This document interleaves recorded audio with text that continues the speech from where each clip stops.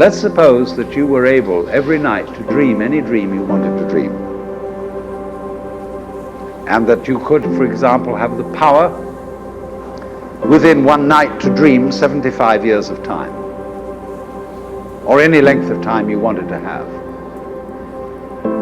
And you would naturally, as you began on this adventure of dreams, you would fulfill all your wishes. You would have every kind of pleasure you could conceive. And after several nights of 75 years of total pleasure each, you would say, well, that was pretty great. But now let's have a surprise. Let's have a dream which isn't under control.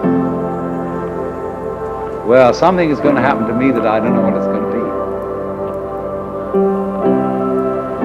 And you would dig that and come out of that and say, wow, that was a close shave, wasn't it? And then you would get more and more adventurous, and you would make further and further out gambles as to what you would dream. And finally, you would dream where you are now.